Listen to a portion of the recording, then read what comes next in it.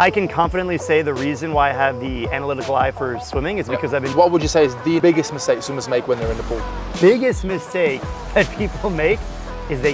What is the secret to going faster? The answer is not swim more if you're trying to swim faster. Have you ever thought about quitting swimming? Yes. Yeah. Going personal best times now, faster than you were when you were in college.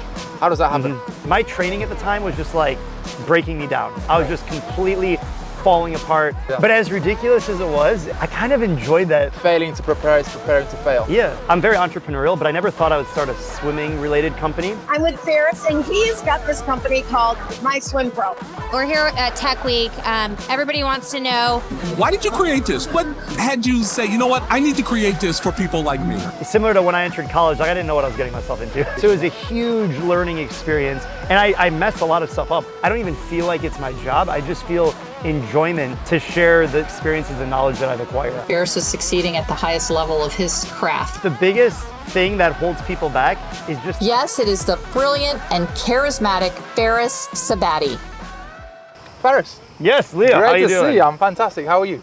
Another day in the office, another day in paradise. Absolutely. Oh my God. Well, tell us, where are we? I mean, this pool is amazing. Where are we? Tell us about yourself. How are things? Dude, it's amazing. This is the Glorious Sports Arena. So excited to run a swimming retreat here, coaching with you. Absolutely. And this is, I'd say, one of the best training facilities in the world. Absolutely. I'd love to know a little bit more about you. I know we've met a couple of times. We've obviously done these retreats and we met in Dubai, but I'd love to know your swimming background and why swimming? Why swimming? Well, I learned how to swim when I was a kid. I was 5 years old. And I don't think it's too different from a lot of people who grow up on a team, but I actually didn't like swimming. I mean, we'll just start there. I love to be in the water, but when my mom signed me up for a swim team, I have an older brother, and we both got signed up together, and we hated it. We're like, we don't get to sleep in anymore. This is summer vacation. We have to wake up and go to school every day, and swim team felt like school, actually. That's what I thought before I really got into it. So I learned how to swim when I was 5, and then by the time I was 8 or 9, I had basically done the learn to swim classes over and over. And it's like, okay, you know how to swim. Like you have to be on the swim team, or like you can't sign up anymore because you already know how to swim. So my mom signed us up for swim team. I didn't want to do it because I didn't want to have to wake up early and go to the pool.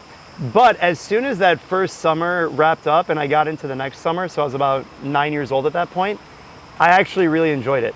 And I think the reason I enjoyed it, and I'm really lucky in that where I grew up, it's a really beautiful place. So the fact that I could go swimming in an outdoor pool, and there's actually a beach right next to it, and we had summer activities. I played tennis as well, and we would have swim meets every Wednesday.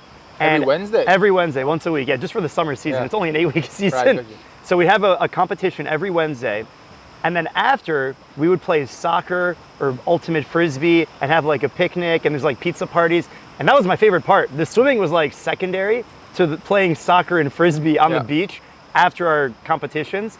And then we would have like a fun day, which is where we don't actually swim. We'd like collect money off the bottom of the pool and eat like donuts after. And we'd play like water balloon toss and stuff. But I enjoyed that kind of stuff more than the actual swimming and the training and stuff. So I wasn't good, as you can tell. Like I didn't really want to be in the pool per se. I just wanted to be on the team and then play ultimate frisbee after the swimming competitions.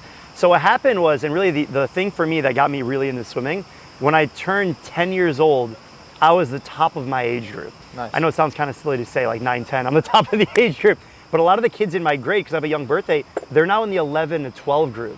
And what happens is, in that swim league, you have to now swim 50s of stroke, but I was swimming 25s. So when I was 10 years old, I swam the 25 breaststroke, and all my friends were in 11, 12, and they had to swim the 50 breaststroke. And for me, because I was like the big kid on campus, because I was 10 and all the other kids in my grade were 11, I was swimming against kids that I was a grade older than, but I was still in the same age group, and it was only a 25. And as a non-year-round swimmer, I couldn't swim a 50. Like I would die if I swam a 50, but I could swim a 25. And so what happened when I was 10 years old, I started to enjoy it because I was actually like winning stuff. And so every Wednesday when we had those competitions, I would win the 25 breaststroke. And every competition that summer, I won. And when we got to the finals, we have like a final championship thing at the end of the summer for all the teams in the area. And I won that championship in the 25 breaststroke. And that was the first medal I ever won in swimming. And I think from that moment, I was like, oh, this is a lot more fun when Yeah. when you feel like you're progressing. And I remember because I was so bad at swimming. And so over like that 3-year window from age 8, 9 to 10, I made enough progress. I won a medal and I just started to fall in love with it. Yeah. So would you say winning and actually seeing progress was kind of the biggest thing for you? I think it's what transitioned me from this is just a thing that I do to this is something that I can be good at. Yeah, yeah. Because I mean, I think it's very important for the people watching. Like a lot of people struggle to find motivations, especially to swim, and a lot of kids kind of go through that transition phase where they don't see the results they want, and they're like, okay, maybe I shouldn't swim anymore. And what would be your kind of piece of advice to them? What would you say they should do in order to obviously continue swimming? I find what you enjoy because Yeah. for me it wasn't the actual swimming. Yeah. For me it was just being on the team and playing ultimate frisbee. Yeah. And playing water balloon toss and then get the pizza Yeah. parties. So fun is the Yeah, for me when I got started it was the fun because Yeah. the first 3 years and even from when I got signed up for a swim team I actually didn't want to be on the swim team. And then when I started to get good at it I started to realize like if I spend enough time doing this I can actually get better. And then because in that league I was the fastest breaststroke swimmer, so at that point very quickly I was no longer comparing myself to other people. It was just like the time. Yeah. And my dad would film every race, and that's when I started doing like video analysis on myself at the age of like 10. Nice. So I would like watch the 25 breaststroke, and my brother was older than me, so he would film those races, and I would watch what the big kids were doing. Yeah. And I would see it's like, wow, they're so good. And we had a few kids in that league were training year round, Yeah. and they were destroying everyone. They were so much better than everyone, and I thought, why are they so much better than? But I was gonna say maybe that kind of links to what you do now. You do loads of video analysis videos on YouTube and Instagram, and of course maybe that's kind of where you started your journey Yes. of watching Yes. people how to swim and analyzing and kind of getting really Yes. into the details of the technical aspect of swimming. Yes, I can confidently say the reason why I have the analytical eye for swimming is Yeah. because I've been doing video reviews since I was 10 years old. Nice. And I can, I thank my dad for filming all those sessions. And I thank my mom for driving me to all the swim practices and random pizza parties that we would go to. But yeah, it's a team effort, right? I think a lot of people think that, if someone succeeds in something, they did it all by themselves. And, if my dad didn't film that race, I wouldn't know how to look at swimming. I wouldn't have started that until 10 years later, maybe. I swam summer league until I was in high school. There wasn't even a middle school team at the time. So if you wanted to swim year round, you have to join a USA club team. Gotcha. And I actually, similar to when I started club team in the summer, I didn't want to do that because it's like more work. Yeah. It's like I'm already going to school and now I'm signed up for another thing I have to go to every day. But I still enjoyed the summer swimming and I looked forward to it every single summer. So by the time I got to high school, I found that I was a breaststroker, even from age 10. That was kind of my main thing. So I started swimming 100 breaststroke in high school, and we had the 200 IM and the 50 breaststroke in a medley relay. Those were kind of like my main events.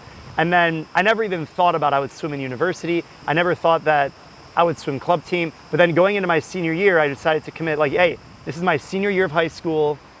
I really want to continue to progress. I wanted to be, one of the best swimmers in the state of Michigan where I grew up. And by that point, I had matured to realize if you want to be good at swimming, you need to do it year round. You can't just do the high school thing. And I wasn't like physically very developed. I was pretty small growing up. I was going into high school.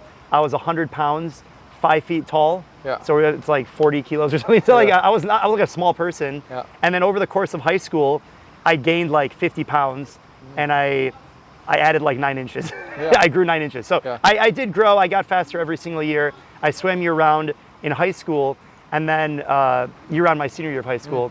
And then I still didn't think I would swim in university. Yep. People by that point, if you're a faster swimmer, you're being recruited to university in your junior year of high school. The year before you graduate, you're being recruited, you're talking to colleges. I didn't know about any of that stuff. I didn't even think it would be a possibility. And then I finished my senior year and I just started really enjoying the competitive side of it. I started going to bigger competitions. I went to a sectional meet where we had like maybe 2,000 swimmers. And I got to see some people on the US national team compete in real life. And I was like, wow, these people actually know what swimming is. Like, our state championships, it's like, oh, like these are the fast swimmers. And then every level that I kept going up, you see there's like more and more. And that really inspired me to like get more into swimming and learn about it. And at that point, I had graduated high school. I knew I wanted to coach swimming. I had never formally coached yet, but I wanted to coach. So I ended up coaching at my club team, the club team that I was swimming on when I was 17, started coaching there. And I walked on to my university college program, which is really rare. Most people don't do that. I was so naive. I emailed the coach and I was like, I'm gonna be on the swim team. I was so like arrogant too. I was like, I'm gonna be on the swim team, so should I pick my classes around like these times? As if like I'm already on the team. I didn't realize that's not how college swimming works. You don't just like show up and be like, it's not like a French club where it's like, I'm gonna be in French club, you know, comment ça va? Like, no, you have to like either get recruited or you have to like communicate with the coach, do a tryout. So we did a tryout because he invited me to it. He's kind of like, sit down, child. Like, we have a tryout date at this time, you know, bring your suit and like get ready to do a workout. And basically just have to prove that you can do a swim workout and you're at the swimming ability that would work for the team. So I remember we did 8 100s, like threshold, then we did like a 50 off the blocks. And there were 4 of us that tried out and I made the team. Nice. And I went from being one of the worst swimmers on the team and I was elected captain in my senior season. And so I was swimming in college, university, and that was a grind, 20 hours a week, ton of volume. And I was coaching USA Club at the same time and going to classes. So I was living, breathing chlorine. And then answer the first part of your question is, have I peaked? I mean, I've continued to get faster since that point. Now, over 10 years later, graduating college, I'm still faster now than I was in college. Well, let me tell you a fun story. My first day of college swimming, this workout was one of the most difficult things I've ever done in the pool. Right. And I think the coaches were trying to intimidate the new people because if you remember, I was a walk-on. So the first set that we do, 5 300s kick best average. That's like, tough. I can't remember. If you know swimming, you know that stuff. I don't think I've ever done 5 300s swim best average, let alone to do 5 300s kick. And it was like normal. I was like, in my head, it was one of those, is he serious? Like, I'm looking at the board, I'm like, are we about to do, like, what? Now, luckily for me, I did a breaststroke kick. I was already a strong kicker, but if I had to do it like flutter kick, it would be demoralizing. And the interval, I don't remember what the interval was, like it wasn't a lot of rest. It's like you're barely getting any rest. So we did a lot of that, and I found out we do that every Monday. Every Monday we would do 5 300s kick best average. There was like, you do like a little warm up, 5 300s kick, and we were hitting 8,000 yards like per workout. You know, we had doubles basically every single day, a little bit of the strength training stuff, and I was just physically getting destroyed. Like my body, and then I was coaching swimming for 3 or 4 hours a day, going to university classes for 3 or 4 hours a day. So like my whole day was living, breathing chlorine, and then class was kind of like this side thing that I ended up doing. Right. And I did well in school, but my training at the time was just like breaking me down. I was just completely falling apart. I remember in competitions before the end of the season, I would go so slow. Like now, any day of the week, I'd be able to go faster than my in-season when I was in college. Despite training way less. Now, a workout is between 1 and 2,000 meters. Even less. Like I will consistently do less than 1,000 meters in a workout, and I feel fulfilled, and it was a good workout, and I touched on things. Now, the only reason I can do that is because I'm training out of the water strength training. So, you know, from a weekly basis, on average, I might swim 3 or 4 times per week, hitting, let's call it 1,500 per workout. So just my time in the pool is only 2 or 3 hours per week. Out of the water, I might be hitting 4 or 5 weight training sessions that are 40 minutes long. So I might be training 4 hours out of the water, 2 hours in the water, and then when I have a swimming competition come up, I'll flip that. So I'll do more swimming more consistently. I'll swim almost every day, but still only 20 to 40 minutes. A lot of specific, and I'm just getting in and swimming fast the whole time. A lot of technical work, really efficient strokes, a lot of variation in speed, equipment. And so my training looks completely different now than it did when I was in college, and I'm swimming faster now. Right. So would you recommend that type of training for everybody? It really depends on what your goal is, right? So if your goal is to swim the English Channel, what I do doesn't cut it. It's not gonna cut it. Although I am going, you know, by the time this comes out, I will be doing a 6-kilometer open water race. Of course.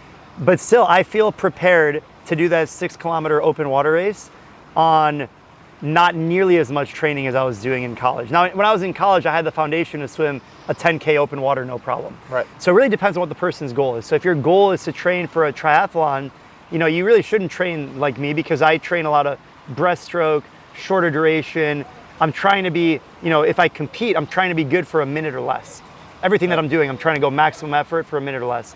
If you're training for just lifelong fitness, I think actually a lot of what I do is good because it keeps it interesting. I'm not just swimming the same thing over and over. If you just swim back and forth, like let's say you go in the pool and you swim 1,000 meters straight, or you swim 5 200s, you're actually gonna get slower over time. Your body's gonna plateau and you actually get slower, and it's not physically engaging. Like, you're actually gonna lose muscle mass over time. You're more susceptible to injury doing the same thing over and over if you don't train the other strokes, you don't mix in backstroke, so you're not really getting as good of a workout even. You're not burning as many calories. So I think if your goal is overall fitness, you wanna be, who doesn't wanna get faster? So, or not get slower, right? If it's not get faster, I don't wanna get slower. You need to vary your training, you need to have that variation. Do you need to do as much speed and even as little volume as me? No, you could probably do more, but I think you wanna mix it up, but it's dependent on your goals. Of course. Yeah, so I think if you're kind of looking for the more sprinting type events, stick to the specificity, stick to the fast training. But of course, if you're out there training for your 200, 400 IMs, I think it's safe to say still need a volume, more. Still need to. Yeah, and I even feel confident in swimming. Like, I could do a 400 IM. Now, if I wanted to target that event, going back to specificity, I would start to do a little bit more volume. But I wouldn't do the 8,000 that I was doing, and it also depends back to the goal. Like, are you trying to be an Olympic champion in this event? If you're trying to beat Leon Marchand, you're not going to get away with 2,000 per workout, right? You're not going to go 4 minutes in the 400 IM. But most people, the thing is, people have to kind of look at the mirror. Like, most people who are going to watch this are not trying to break the world record in anything, right? If you're trying to break the world record in the 800 meter freestyle, you're going to have to put in the work. Like, there's no getting around it. Exactly. If you're trying to be really good and also balance your family, a job, your own company. Like, sometimes people forget, like, I'm not really a full-time athlete. Like, I only train three times per week in the pool. I'm trying to run a company, I'm trying to have a life, I'm trying to travel, run these events. Like, you don't have time for that. And so my goals are in line with that. I'm not trying, if I wanted to really take my swimming to that next level and really make sure I hit best times, I would train more. But you're still going best times. But I'm still going best times, and I'm not even training that much. So it's like, it's working. I want to know, what is not necessarily the hardest, maybe the hardest, but also the longest swim session you've ever done? Tell us some stories. Oh, okay. So we did a training camp in Florida, in university, and so in the winter where I grew up, Michigan, it's freezing. It's ice, cold. It's dark. We don't even see the sunlight very much. So it's actually, I'm very grateful that I got to do a couple training trips. We go to Florida, palm trees, sunny, kind of like our background here. And so we did long course. Yeah. We did 7,000 in the morning, dry land in the afternoon, another 7,000 long course at night. So it was like 14,000. And I remember we hit that 2 days in a row. And at that point, that was like 28,000 meters in like 48 hours. It was the most swimming I've ever done. And I remember we were doing some set, like the evening session, like the last one of those 4 workouts. It was like some ridiculous ladder of like a 100, then a 200, then a 300, then a 400, then a 500, then a 600. I don't remember where we stopped, but I was somewhere around like the 700, and it was like dark now. We were swimming under the lights, and I remember just being in this zone of like, I could fall asleep, I could just die right now. Like, I don't know what's happening to my body. I can definitely relate. I think when you start to get to those longer swims, you start counting in your head, you start telling yourself stories, start singing, just to distract yourself. Yeah. But as ridiculous as it was, and it sounds like it was miserable, I kind of enjoyed that experience. And I was grateful for it, because it wasn't one of those like, I don't need to be doing this. It was more like, wow, what an opportunity. Like, I'm training like a professional athlete, because we was a Christmas break, so we didn't have school. I'm in Florida. I'm on like a training camp, which, again, I didn't even think I'd swim in college in the first place. Yeah. So the fact that I'm on like a training, it sounds like so serious. Like, I'm on a training camp, and also like I didn't pay for it either. Like, the school flew me. I've never been in an environment where someone else like flew me in an airplane for something. Yeah. I'm like, wow, like, this is great. And I'm in a hotel. I'm put up by the school. Like, and we had like it sounds silly, but we got like $20 a day for food. It's like not enough at that point, but it's like, hey, you're here to train. No excuses. And so I do remember that as like one of the most memorable, difficult workouts, days in swimming in my life. I've done certainly probably harder workouts that were more like specific, and I really pushed my body harder. But that moment of just like dying swimming 28,000 meters. Now, I've done like open water stuff and I've done crazy events like that, but training wise in the pool, that's up there. Nice. So obviously we just kind of discussed the longest. So you've mentioned you've done sets where you've pushed yourself harder and done harder sessions. What do you think is the hardest set you've ever done? I think, I don't know if it's one set, but the types of sets are a combination of speed and breath control and underwaters. So I remember we would do, again in college, we would do these sets where you would hit a certain amount of either dolphin kicks underwater or to 15 meters. I mean, even with fins, like sometimes people think, oh, it's easier with fins. Yeah. It can be harder with fins. I remember we did this set where we would go a series of hundreds, and on the freestyle, and on the last turn, you the last length completely underwater. Yeah. And so you're swimming, it's like a sprint set. You're doing You're already out of breath. 75, you're already dead, and you have fins, so you're already kind of working the walls a little bit. And then the last one, you just go the whole thing underwater. Yeah. And I remember it's like, how do you survive that? But also you're trying to go fast. Yeah. So it's different when you're just trying to make it for the sake of making it, and you're trying to go fast. And I was already somewhat self-conscious because I'm not like the fastest person on the team anyway. So like I'm just trying to keep up, just let alone to stay with people. So I think some of those types of sets are probably the most difficult, like sprint sets that combine underwater work and breath control. I think that's definitely a very important type of training because, again, it's very easy to swim fast when there's no pressure. But again, when you get to that last 25, your 100 breaststroke or 100 butterfly, and you have to get to those 15 meters underwater, I think that's the exact type of sessions that are going to help you. It's like swimming fast under pressure and getting those underwaters hit under pressure. I think that's what really shapes you into a great athlete. I think that's so we talked about in the pool, I've done these crazy long, 7,000 meter mindless swimming. But out of the water, I mean, I did a 14K open water swim. I swam around Mackinac Island. Is that as a junior, or is this something you've done later? This is what I did a few years ago. Okay, nice. And it was, it's like, well, why would you do that? Yeah. Like my sister asked me, she's like, why? It's like I'm doing this event. Why? And I think a lot of it is the journey of getting there. Yeah. It's a cool experience. We swam around Mackinac Island, beautiful blue water, and it's this iconic place. I mean, 1 million tourists visit this island every year, and I had been to it many times, but I never thought I would swim around it. Yeah. And they created this event, and they had raised money, and I thought, this is something that would be worthy to train towards. And I didn't do the volume I did in college, and I still felt confident swimming for 4 hours, 14 kilometers. Yeah. I'm not sure if you feel the same way, but I feel like something like that and a challenge like that is very good for the mind. Yeah. I think it's almost like, I know you mentioned the word journey, almost like a journey to exploring yourself. Yeah. Like when you kind of face those things that are just that difficult, Yeah. that far, and especially when you're doing like a 14K swim and you're swimming for over 3 hours. Yeah. I mean, I feel like you do find out some things about yourself that you're like, you know what, I needed that.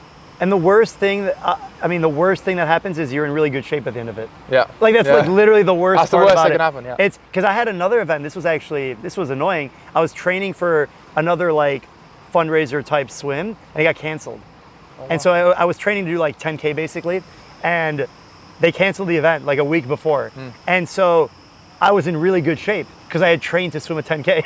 So the worst thing that happened is like, okay, the event doesn't happen, and now I'm in really good shape aerobically. So I mean, no-brainer. It's not a problem. Yeah, I love it.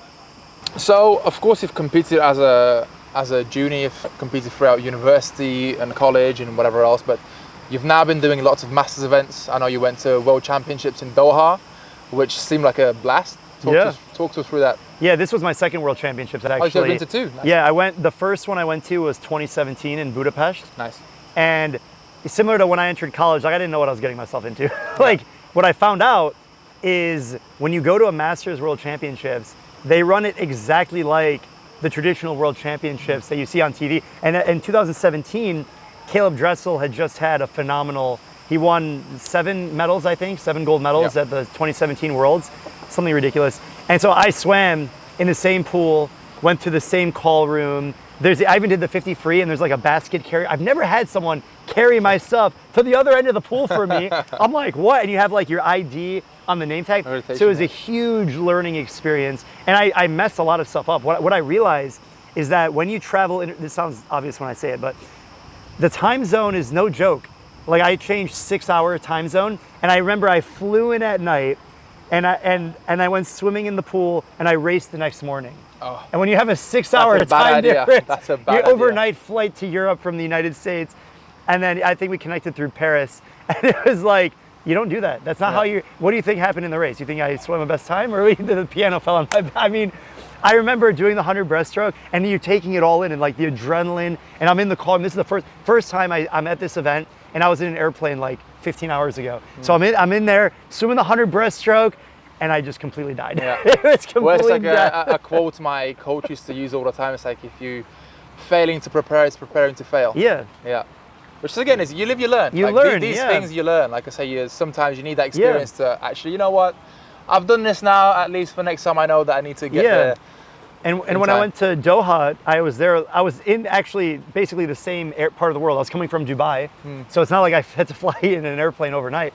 And I still was like 2-3 days before, just kind of like walk around the pool, swim in it, kind of, because I mean these venues are huge. You have to walk a ton. I remember in Hungary, before the 50 free, I actually went to the wrong pool one of the days because they were training at 2, and you have to take a bus between the 2 different venues. Wow. So I went to the wrong pool, and they do it by age, and I'm like, why is everyone so old? Like what? Like that's when I knew I went to the wrong pool, because I'm like, everyone here is like old. over the age of 60.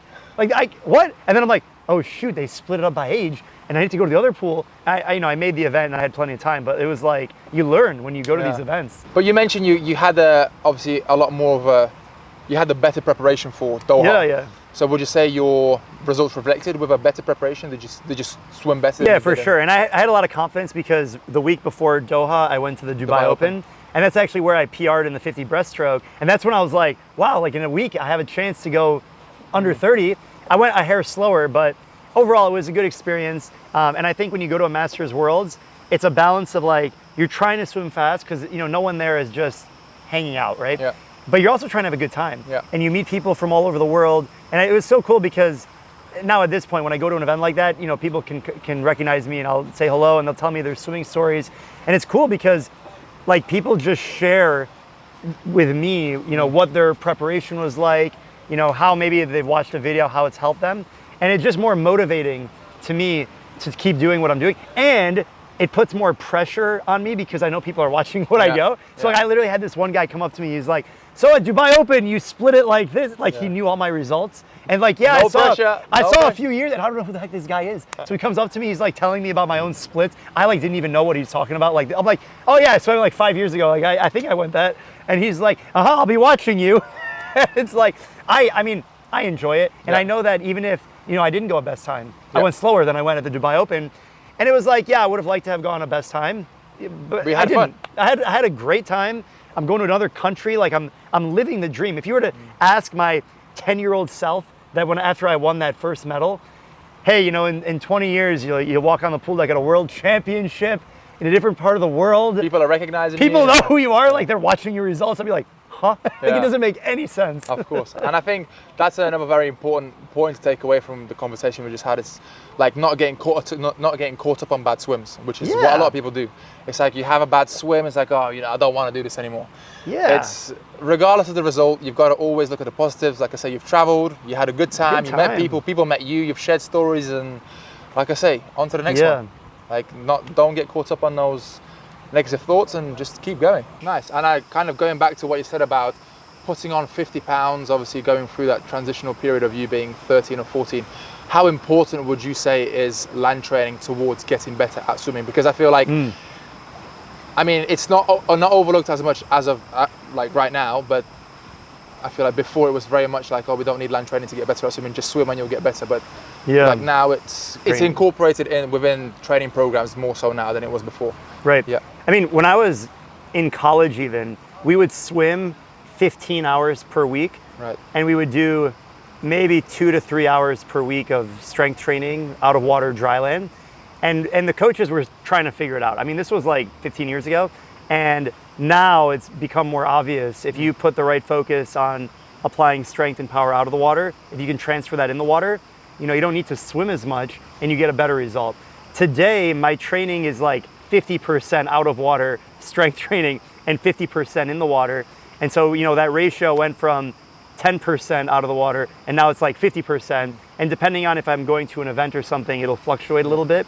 But the strength training is huge, and also around injury prevention. I actually used to get hurt. I've hurt my lower back, my shoulders, and as soon as I started to get more consistent with my out of water training, I know I got to keep an eye on some things, but as long as I stay consistent, I've been pretty healthy. So how was doing more land training reflected on your results? Obviously, being in college and university to now being 30 years old and doing competitions and stuff. Yeah, I think if I wasn't in the weight room, I would not be going best times. It wouldn't be possible. Right. I would need to swim like I was doing in college. So you just mentioned you're going personal best times now faster than you were when you were in college. How does that happen? Yeah, I mean, I'm 32 right now. Right. And just recently this year at the Masters National Championships, I hit multiple PRs in my main events. Which are? The 50 breaststroke, 100 breaststroke, my best relay splits were there. Even long course earlier this year, I hit best time long course. Give us your times, we want to know the details. So yeah, I mean, I was 26.5 in the 50 breaststroke, and I split 25 several times on relays. My best before that, I was split 26.0, and I went 25.8, 25.4. Just like pretty big margins, like dropped half a second in a 50. 100 breaststroke, I hit the first time I broke a minute in the 100 breaststroke in yards. I went a 58.9 in 2010. Wow. 2010, first time I broke a minute in the 100 breaststroke, and earlier this year I went 58.6. Great. And how does that happen? What do you think? I mean, the word specificity is kind of thrown around a lot in the swimming world at the moment. How do you agree with that? What has led you to going faster times now than you were before when you were younger? My training is for sure more specific to what I want to be good at, but it's not just being specific, it's more intentional. And the training is personalized to me. I think that's one of the biggest benefits. In my case, I train myself, I work with other athletes, I work with coaches. So I have so much experience seeing what works and doesn't work. And I use myself almost as trial and example. So because I've trained myself so many times, I've gone through so many cycles of training, tapering, weight training, removing things. I understand my body pretty well. And I know that if I have the right focus on technique, speed, resistance, power, and every time I do it, I just keep getting better. Right. So I think in terms of, have I peaked? I don't think I have. It really, as long as I can stay healthy and commit a certain level of time and also intensity, I should continue to get faster because I don't feel like I've peaked in my swimming and my out of water training, any of that stuff. So what would you say your kind of short-term goals would be for your breaststrokes, for example, your 50 and 100 breaststroke? Within the next year, for example, what would your goals be moving forward from this camp? Yeah, I mean, the next time I do a full training and taper for a big competition, I like to go best times. So, I think I use the 100 breaststroke as a good benchmark. I want to swim under a minute in the 100 breaststroke as long as I can. So if we're having this conversation in 10 years, as long as I'm healthy and all that good stuff, I want to be able to break a minute. So even if I don't go a best time, if I go like a 59.99, like that's pretty good. Yeah. And at the same time, I know I sound like so intense on the numbers. Let's say I go a minute or a 101, that's still pretty good. Like I'll take a minute. I'll take a minute in 10 years, even next year. If I can never break a minute again in the 100 breaststroke, I would be content because I've already done more than I thought was possible in my swimming. So everything now is just icing on the cake. Right, got you. So are you more worried about where you are in the rankings, or it's more of like a competition and challenge for yourself to kind of stay around the same level? Are you like a competitor, or are you more so like content with where you are, happy, healthy, where you're at? Yeah, I mean, I want to swim for life. So for me, it's about my own journey in swimming. Nice. I like to race. I like to step up on the blocks. Now I've met a lot of people in the United States, all over the world. I get to race them. But if they win, they go best time, and they beat me, like I'm happy for them. Like I'm genuinely not like, I have to win this, I hate to lose. I mean, I want to race, I want to win, I want to go, but I want to see what's possible for myself. Like I want to push myself, I want to see what I can do. And that's why I am benchmarking myself on, under a minute in the 100 breast. One thing that I have not done, that I did mention I was content, there is something I know I'm capable of, is breaking 30 in the 50 breaststroke long course. Nice. I'm at 30.1. You're pretty close, right?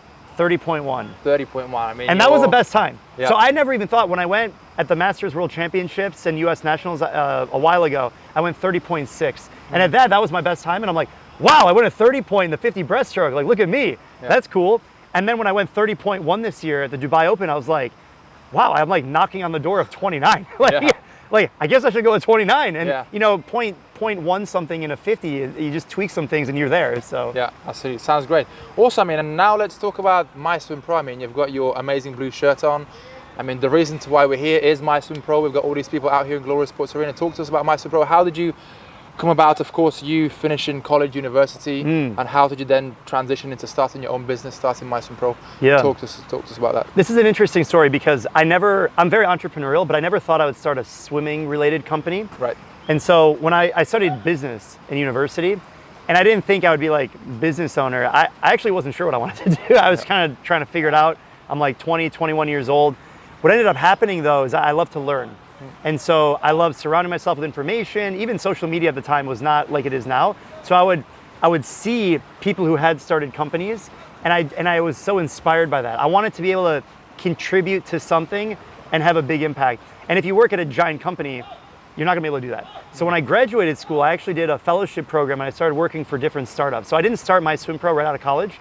I was still coaching swimming. I was working for doing marketing for these different tech companies. And I loved it because I would sit like next to the CEO. I remember one company I worked for, I sat next to the CEO and the chief marketing officer on the other side of me. And I'm just like listening to their conversations. And then one day when I was coaching a master's workout, I had a triathlete come up to me and ask me for a workout plan because she was going out of town, and she offered to pay me for it and everything. And that's what got the light bulb moment for me. It was like, wait a second, this person's looking for training. They don't know what they're doing. They want to hire me basically as their remote coach, but there's a better way to do this. You know, we can just, I thought there was already an app that does this. I thought you can just go online and figure it out. And the reality is most people are like that individual. They don't know what they're doing. They're trying to figure it out. And there was no software application at the time. And when I was working at these startups, they were building apps. Like they were building the thing. And I'm like, the people in this building, it was all startups. There's an app actually sitting right next to us. It was a calendar app.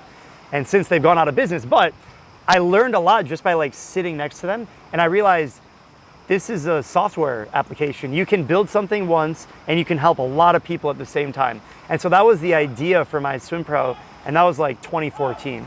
And so since then, you know, I've recruited a team, we've built out a mobile application, millions of people have downloaded it, and we have people all over the world who are swimming using the MySwimPro app. And we've gone beyond the app. I mean, we've built an academy, we have in-person events, the retreat, and it all centered around how do I help someone improve their swimming who doesn't have access to a coach. You know, if someone doesn't use any of our stuff, if you just try and figure it out, you go to the pool, you swim back and forth, you're trying to get better. If you don't know what you're doing, you're wasting your time. Because the worst thing that you can do is just swimming mindlessly and not know what to improve, not know how to structure a workout, not know what to improve in your technique. So when people download the app, it's like, okay, now we give them some structure, but we haven't filled in the next piece, which is your technique and things like that. If someone joins the academy, now they start to work with a coach. Now they can look at their technique, get an even more personalized experience, and we get them faster in a shorter amount of time. If someone comes to an in-person event, I mean, now we're training twice per day in person, we're doing video analysis, you're around like-minded people, we're eating lunch together, we're going in the bus together, and you can ask so many more questions. And so in 1 week, you can learn so much, so much faster. Sure, so you said you have more camps. Have you done camps before, after? What are your plans? So how many have you ran so far? Yeah, this is the fifth. Yeah, this is the fifth camp. Nice. We call them a retreat because really it's a week in paradise. You're training 2 times per week. We have a boat trip. We're working on technique. We're doing some training. We're working on all the strokes, dives, mechanics. We're doing video analysis sessions. So we're making sure we film everyone multiple times throughout the week. Because really, if you don't see your technique, you're not really going to know how to improve. Right. And at the end of the day, like we want everyone to have a good time, but also be efficient with the time that we do have together, because we're not going to be able to coach them 24/7 when they go back home. So when someone comes to a retreat, we want to make sure that every minute of the day is effectively spent. Now, it doesn't mean we're training 10 hours a day. We're only swimming, 2 to 3 hours per day, broken out to 2 workouts. Yep. But between the drills, the technique, and also the motivation, I mean, to be around like-minded people. I think this group, we have 10 countries represented. Wow. Which I know you like the international vibes as well, but I mean, for me, that's my favorite part. Great, sounds good. And then if you could kind of summarize the camp in one kind of sentence, what would you say? What's the most important thing for you doing these camps and for the people around you? If you could summarize in one sentence, what would you say? Ooh, one sentence. It's hard to pack something so incredible, but I would say it's 1 week in paradise, training alongside like-minded people, improving both in and out of the water, learning injury prevention, technique, video analysis, and having a great time and creating memories that'll last a lifetime. Amazing. I love that. That sounds really, really More good. like a paragraph, but yeah, no, that's fine, there's so much. I mean, how do we pack in all these different things that we do in a week? I mean, and I know you've been on a couple of these with me, and just the vibe. I mean, what do you think about the week? I mean, like you've mentioned, this is my second time doing it. The one in Greece was my first time. Again, I wasn't sure what to expect. Of course, I'd seen you do loads of marketing online on Instagram and YouTube and stuff like this. So I wasn't sure what to expect, but then actually doing it, as you've mentioned, there's so many different countries, so many nationalities represented, people of different abilities and different kind of personalities all in one group. You kind of have to adapt to every person individually, which I love. Again, not only is it good for me and for them, but it's also a good learning opportunity for me as a coach to go out there and explore all these new different kinds of people and abilities, as I mentioned. So I think it's an amazing vibe. Like I say, we've got on a yacht trip in the middle of the week that we do, which I think is kind of the highlight of the week for me. I love jumping off boats and snorkeling and doing that kind of thing. So I think if you are out there looking for a kind of mix of the two, hard work, learning and traveling all at the same time, I think it's a good mix of everything put together into one great week of just fun, swimming, traveling, and yeah, I think it's just a great place to be. Yeah, and the other thing too is the people who come to these retreats, they have such different goals, and they've started in different places. Like some of these guys and girls have just learned how to swim in the last year, and they've already made significant progress and they're looking to continue. Other people have been swimming for 30, 40 years. And so whether someone has just started swimming or they've been doing it for decades, to be able to learn new skills and just surround yourself with people who have similar goals, whether it's competing or even not competing, just losing weight or competing in triathlon, all those goals, everyone enjoys the water and they love swimming, and that's what brings us all together. For sure, and I think a very important part of it is as well, like you mentioned, some people have started a bit later, some people have been swimming for the past 30, 40 years. Not only are they learning from us, they are also learning from the people inside the water. So for example, if someone who's been swimming for 30, 40 years, if you're getting into the pool with someone who's only just started, there are hundreds of things you can learn from them just by chatting, having meals together, going out, doing trips together. So I think it's kind of a learning opportunity, not just from ourselves, but also the people in the water with yourself. So I think that's a great part of this whole camp also.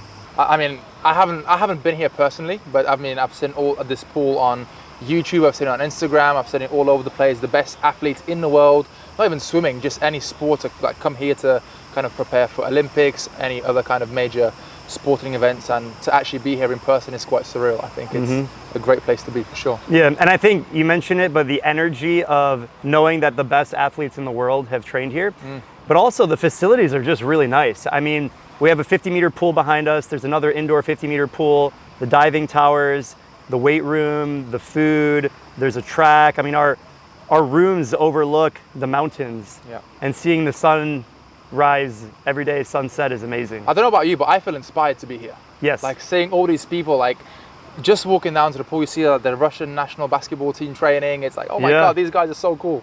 I don't know, but that's how I feel personally. Yeah, and I like how on the way to the pool, you see the photos of all the top swimmers. You see Sarah Hoistrom of Sweden, Flo Manadou from France, Chad Leclos, Ben Proud, and you see these are the best swimmers in the world, and if they're training here most of the time, clearly it's a good facility, and I think it was a good choice to come here, and excited to do more camps here.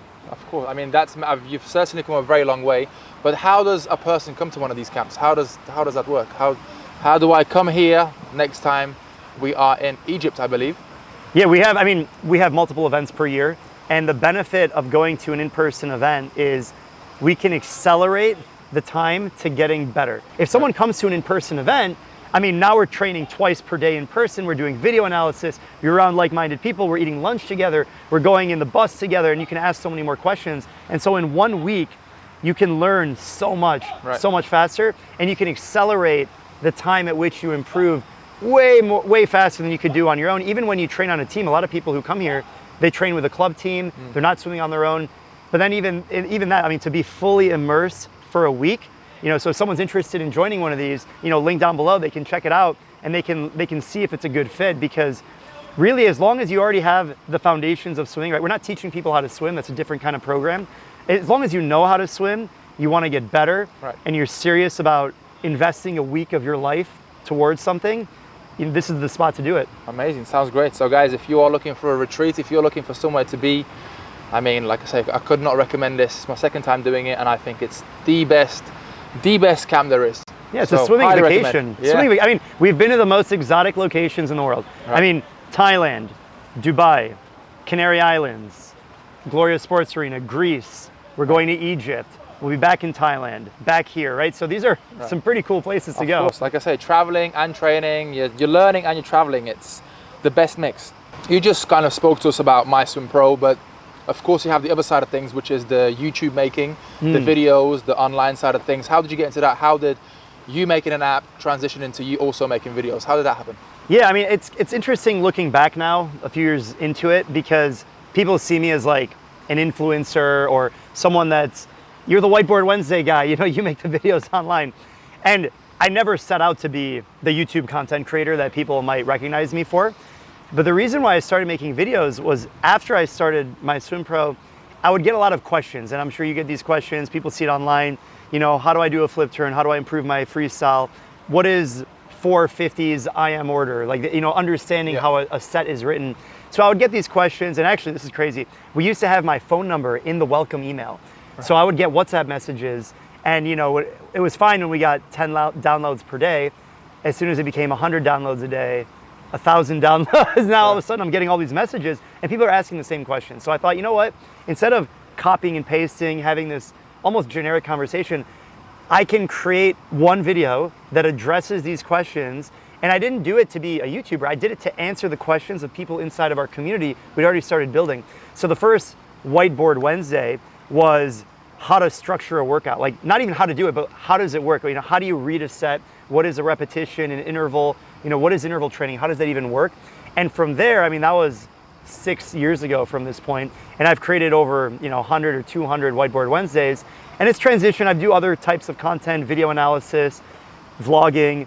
It really just, I want to share my perspective of how you get better at swimming, whether it's me as a coach or me as an athlete, and trying to show people that I'm having a good time when I do this. It's not like, I don't even feel like it's my job. I just feel enjoyment to share the experiences, the knowledge that I've acquired. Yeah, I think from what it sounds like, I think having fun is the number one thing. I think that's the most important thing to take away from this conversation. Have fun and the rest will follow. I think that's very, very important. I think a lot of people get very caught up in and being very serious, doing all this work, but at the end of the day, I think all it comes down to is just enjoying it and having fun. Yeah, it's very, very important. I think it's, for me, actually, sometimes people see like two personalities. They see the really serious coach, and even on the business side too, it's like, wow, this guy's really like on point.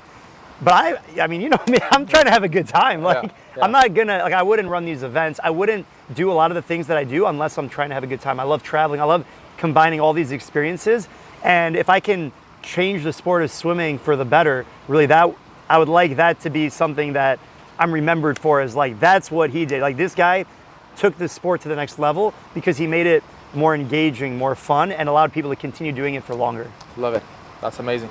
So at this camp, or even in general, of course, you do a lot of coaching and you're a coach yourself. What would you say is the number one thing you see that's the most common mistake and the biggest mistake swimmers make when they're in the pool? Yeah, I mean, there are a lot of things that swimmers can improve technically. I think one of the challenges is people think about too many things. They're like, oh, my hand entry, the way that I breathe, my body position, my kick's not very good. And I'll tell you, if you're a beginner swimmer, the biggest mistake that people make is they kick too much. Yeah. Because your legs, I heard you yesterday in our video analysis, you talked about this, but your legs are the biggest muscles of your body. So if you're supercharging your kick and you're just getting started in swimming, you're doing more hurt than benefit from the kick. And people think, well, no, my legs are huge. You know, I have a kick, I'm getting a good workout, my heart rate's going up. Then why am I tied after a 50? If you feel exhausted at the end of the length, it's because you're burning too much energy with your kick, right? Yeah. Yes, your stroke could be improved efficiently and all that stuff, but you're probably just kicking too much. And then the second thing on top of that, it goes back to body position, because water is 800 times more dense than air. Of course it is. And so if your body is not in a streamlined position, meaning you're on top of the water and your legs are dragging, you're just creating more work for yourself. And that starts with your head. So if your head is up, your legs are gonna sink. What goes up goes down. And so people think, well, I have to kick, otherwise my legs are gonna sink. No, probably you just need to lower your head in the water. And we see this with video analysis. It's so easy when you're out of the water to see it. When you're swimming, you don't realize it. Yeah. And so it starts with your head position. And then the third thing for a more advanced swimmer, the biggest mistake is not doing a personalized training program that's actually catered to what your goals are. Yeah. So if you go and train with other people and you might be a lot slower than them, or maybe you're faster than them, you're doing a generic workout. If you train by yourself and you do the same workout every single time, or if you swim mindlessly back and forth and you think you're getting good cardio in, you're not wasting your time, but you're not using your time effectively. I mean, if you want results, you have to train smart. Yeah, you got to train smarter. I had the expression, train smarter, not harder. Yeah. And really you do both. I mean, Yeah. you want to swim smarter and you want to train harder. But if you're training hard on an inefficient stroke, you're just wasting your time. Yes, of course. I mean, and the MySwimPro app does exactly that. The MySwimPro app will do that. I mean, the MySwimPro app was essentially designed to give you the workout, right? Yeah. Now, when it comes to technique, we have videos and stuff, but there is some level of accountability where if you do work with a coach and you're serious about training, that's really where, you can join our academy and you can work with our team and you will be able to see results that much faster. So if you're interested in that, link down below. But, that's not for everyone because some people, they don't have the resources, they don't have the time to invest in that. And so just watching a YouTube video can make all the difference and make that light bulb moment of like, oh, that's what I'm doing wrong. But if you don't see it done with, if you don't have a coach telling you and on your ass basically and holding you accountable, you're not going to see most people, they drop off. It goes back to the consistency. I think that's the reason why video analysis is so good, because some people, they don't even see themselves swim ever. They don't realize what they look like in the water. Even with the video analysis video yesterday, it's some people look at their stroke and they think, oh my God, that's me swimming. I didn't even realize that. I don't do that. I don't swim like that. So I think it's definitely one of the best ways to fast track that progress of just working with somebody that's going to tell you exactly what you need to do to improve your technique or improve whatever else needs doing with your stroke. So. And I like how you said it, it's fast tracking progress. Because if you watch yourself swim, you might not know what to fix first.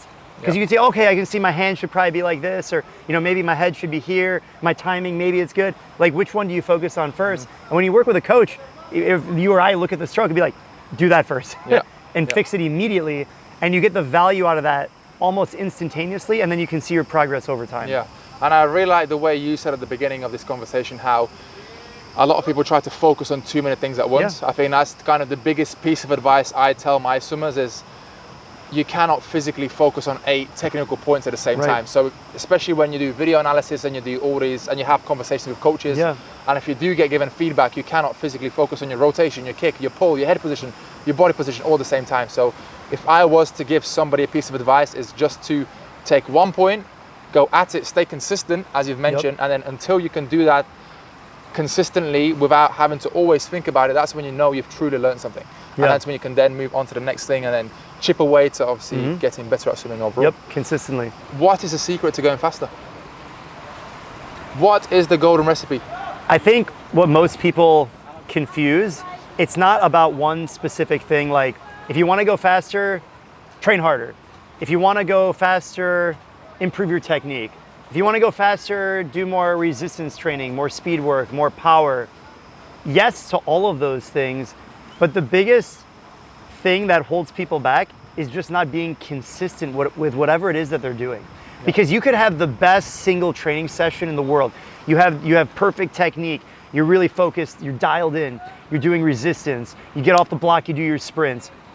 If you only do that once, it doesn't really matter. It doesn't make a difference. But if you can do even some level of that 3 times per week, and you're not always gonna have a great workout. Like, I remember this is the biggest difference between what I'm doing now and when I was in college. In college, most of the workouts I had weren't good workouts. Like, I wouldn't feel very good in the water. My technique would fall apart way faster. Because your body's broken after Because your body's broken.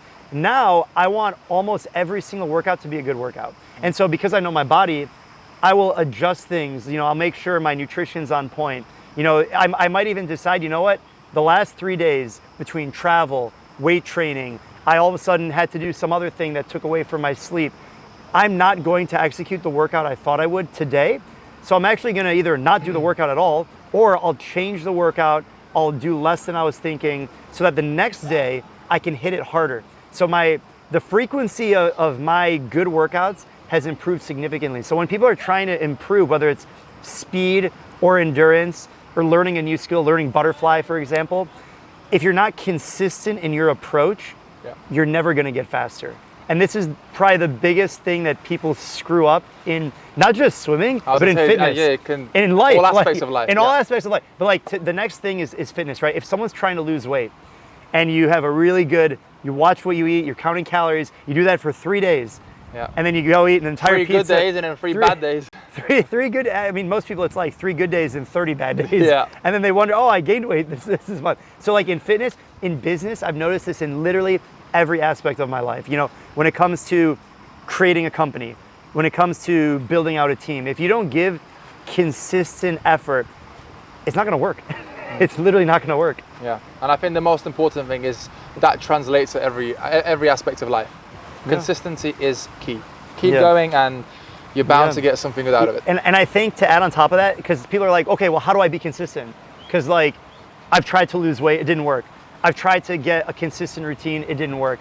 And I think the biggest thing there, it helps surrounding yourself with other people who are doing the same thing as you. Yeah. So if you're around, that expression, like if your 5 best friends are smokers, you're more likely to be the 6th than not, right? That's not true 100% of the time, but it goes to show how important it is to be around people who are trying to do the same thing. That's why when you come to an event like this, at our retreat, you're surrounded with people who are all trying to get better. Like-minded. If you're trying to lose weight, that's why Weight Watchers or these other programs help.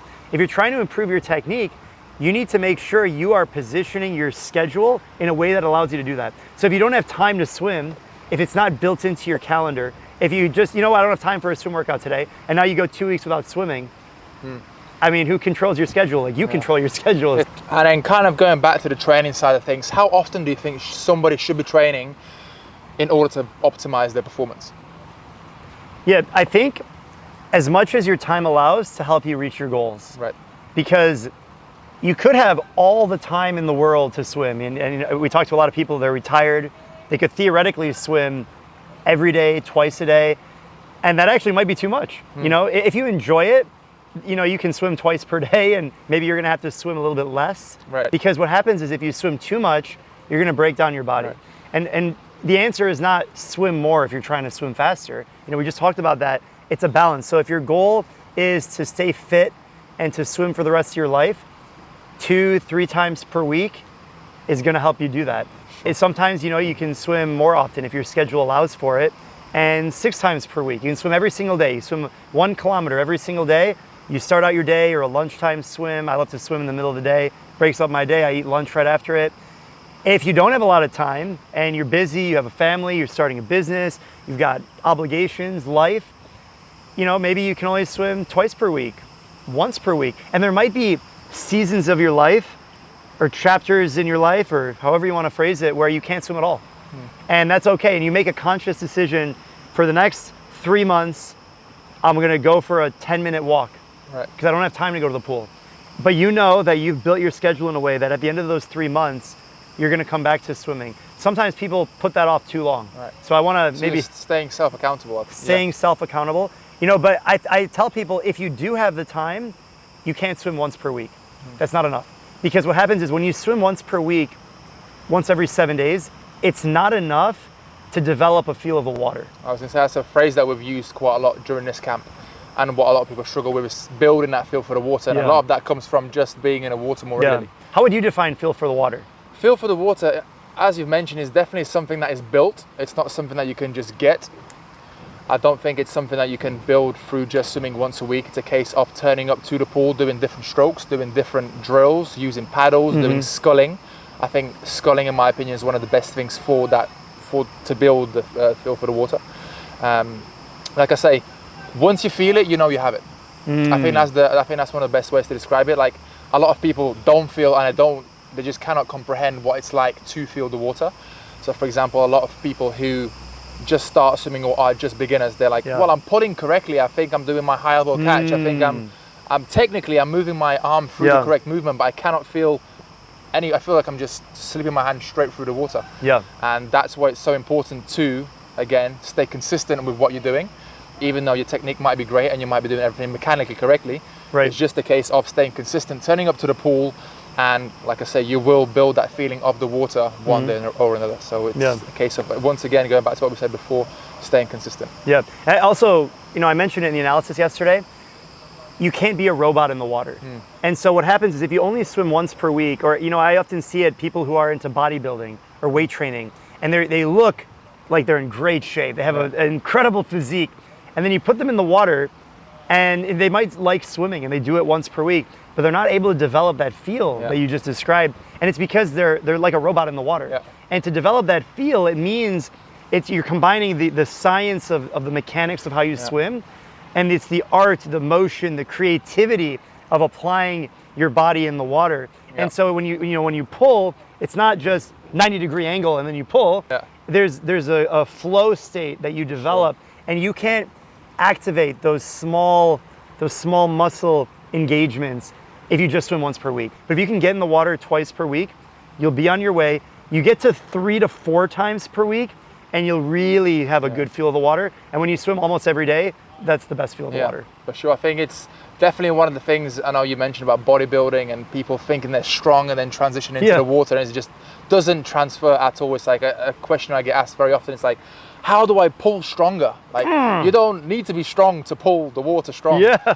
It's like, you look some of the greatest swimmers of all time, none of them are necessarily huge and big and strong.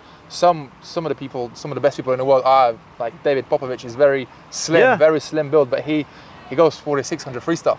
Like, again, it's a case of just having, of course, an amazing technique, but also having a great feel for the water. Yeah, totally. And some of the strongest swimmers, they don't look like they're that strong.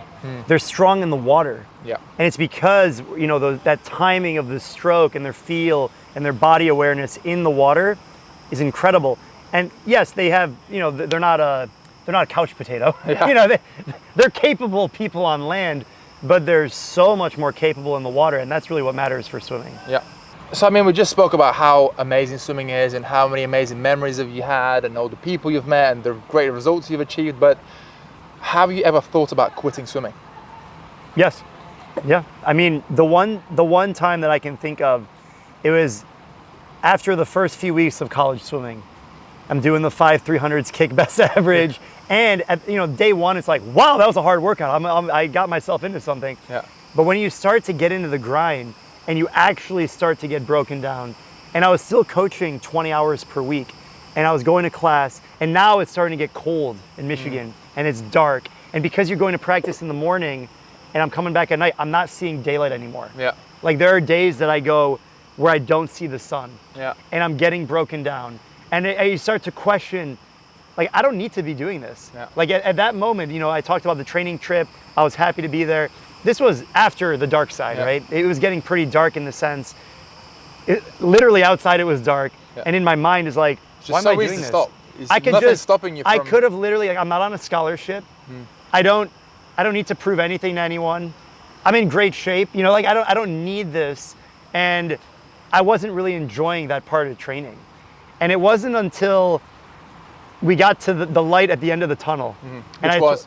The end of the season. Oh, Like, okay. we started tapering. Yeah, basically. Actually, you know what it was? We had a mid-season rest meet. So Right. in college swimming, normally around Thanksgiving, Christmas time, before the end of the year, you do like a mid-season taper. And you'll people will shave, you'll suit up, you'll go to a prelim final type meet, and you'll rest a little bit. You don't taper, but it's like, hey, let's kind of see where we're at.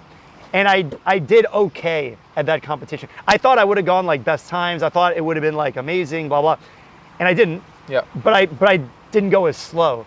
And it was like, okay, I kind of see what's happening. I started to get a little bit more open-minded. And I thought there's no reason to like quit now. Like, at the worst case, let me at least finish the season and kind of reevaluate. And I think it was just like a few weeks or a month where I started to get really like depressed about it.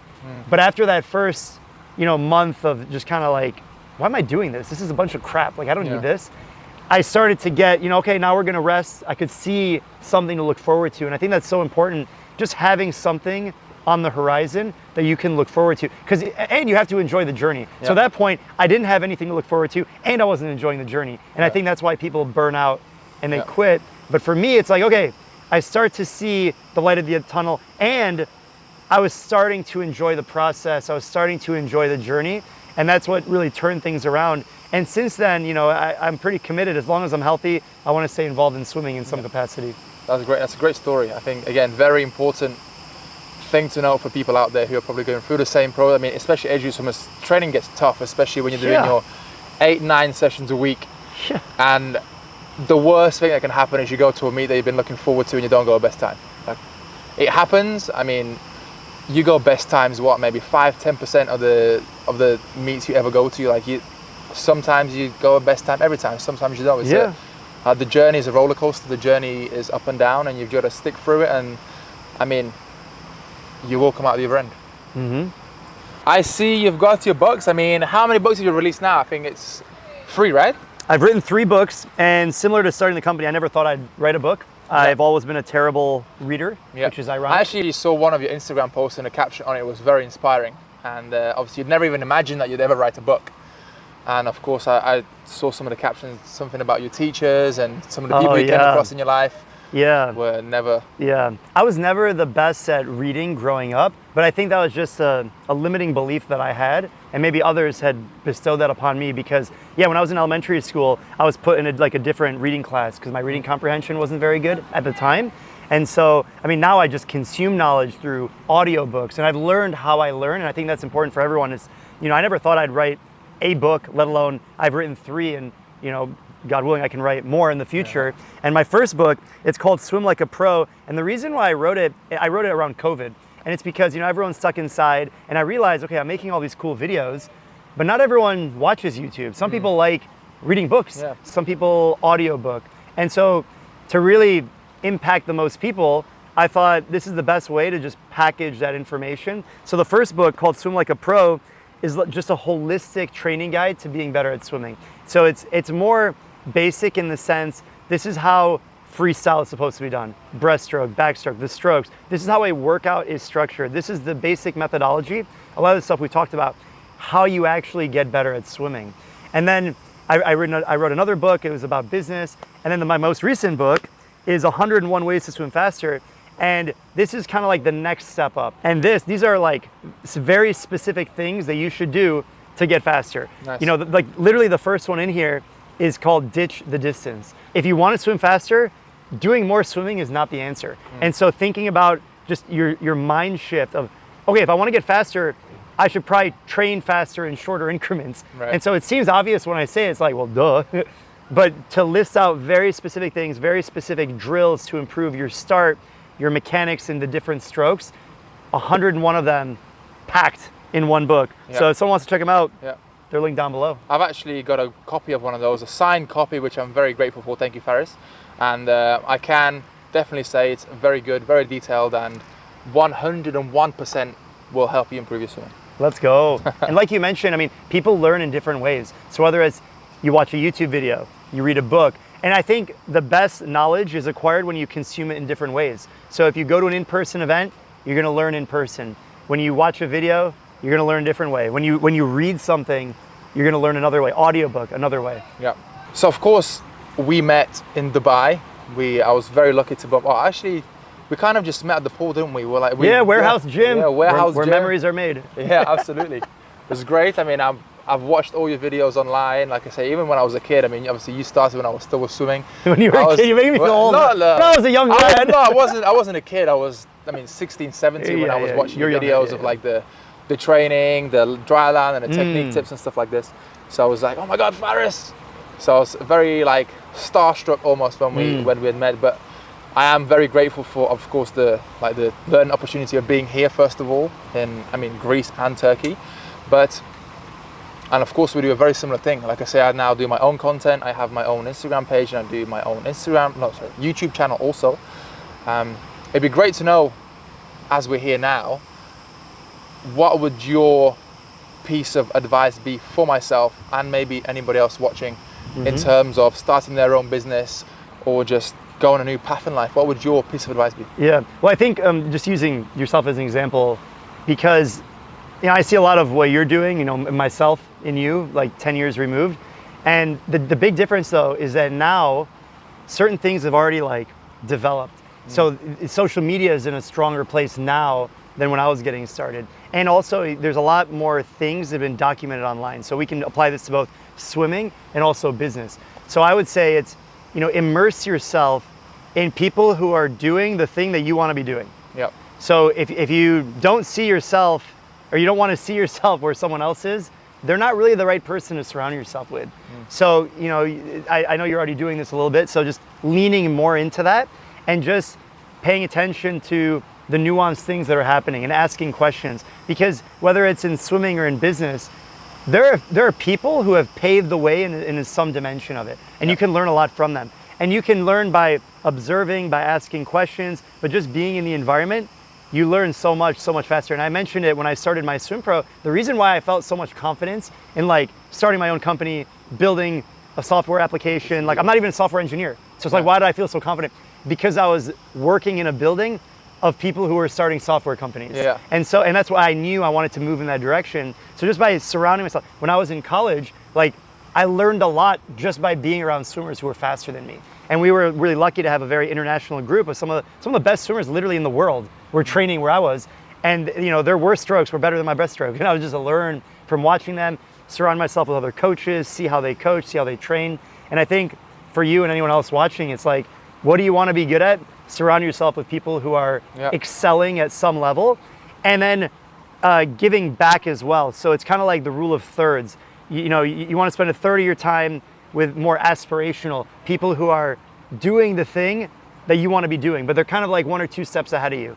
And you want to spend a third of your time with people who are kind of on your level in the thing that you're good at, and these are more your peers. And then a third of your time giving back and helping people who are trying to, you know, get to where you are. So I think that rule of third, it's always good. And sometimes, and I've experienced this personally, you kind of outgrow people in a certain dimension, and you want to surround yourself with people who are growing. Yep. And so I really like being in Dubai, and I want to go back. And you want to surround yourself with people who are in that culture that allows you to grow and continue to develop. Yeah. And I think that's so great because, like you mentioned, the 3 thirds, like even when you are trying to give back to someone or teach someone something, you learn from that also. Exactly. It's not, you don't only learn from people who are better than you. 100%. Or a couple of steps.